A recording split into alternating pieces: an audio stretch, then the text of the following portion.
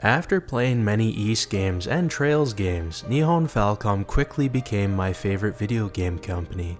I encountered my first Falcom game, Ys Origin, randomly during a Steam daily sale back in 2013. And encountering Ys Origin when I did was perfect timing, as it was when my appreciation for modern single-player games was going down. It really felt like video game companies at the time were only trying to make the most visually stunning games they could, or to make the biggest worlds possible. The actual quality of the game seemed to be really low on their priority lists. There were some exceptions, of course, but after the luster of really pretty games and the size of the worlds wore off for me, I just wasn't having fun playing single-player games anymore. It was really refreshing when I played Ys Origin. The gameplay was really simple and fun, and the music was incredible. It was the first time in years I played a single-player game with soul again. Sure, the graphics weren't great, but I didn't care. It had a certain charm to it that really appealed to me. And these feelings carried on and persisted for every Falcom game I played. It didn't matter if it was Ys, Trails, Zwei, or Xanadu. I was having the time of my life playing Falcom games. My hope in single-player gaming was restored. So naturally, after experiencing this joy from Falcom games, I just had to spread the word to my friends. When it came to Ys, for the most part, I was successful in getting my friends into it. But for Trails, that was a different story, unfortunately. Yeah, so Trails is a really hard sell for people. Even if you don't tell them about how many games there are and how they are all connected, which is really scary and daunting to most people. The first game in the series, Sky FC, is really slow. If you start them on Zero, Cold Steel, or Daybreak instead, they will have questions about things the game expects them to know already, and will catch on immediately. Most people really value their time, so when they see or find out just how many games there are, they lose interest fast. It also becomes harder as time goes on to get people into this series, as attention spans continually go down. They need something immediately to grab them in order to be hooked. So even if you do convince someone to play a Trails game, it's highly likely they will stop playing within the first few hours.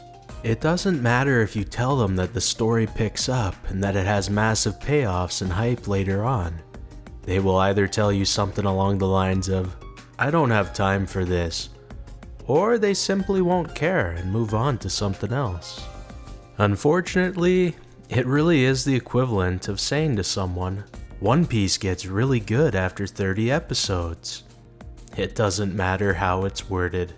Despite all that though, I was persistent in trying to convince my friends to play Trails for many years.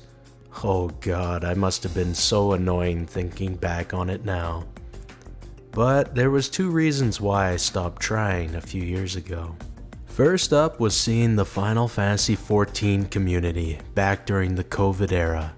Even though I really enjoyed my time with FF14, the community for it was insufferable, and I think they just might be the most annoying community in the video game sphere. Watching that community was like a looking into the mirror moment.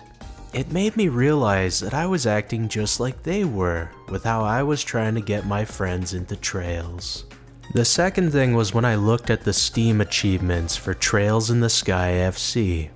Only around 20% of people who play it finish it. These two things in combination really made me think, okay, I can't convince my friends to play this. It's too niche of a series. And I stopped trying altogether. But then something shocking happened. 3 of my friends last year started playing the Trails series, and one of those friends even made the joke, "Why didn't you tell me about this series earlier?" After finishing Sky FC and immediately buying Sky SC. It was surreal and was hard to believe, but that's not all.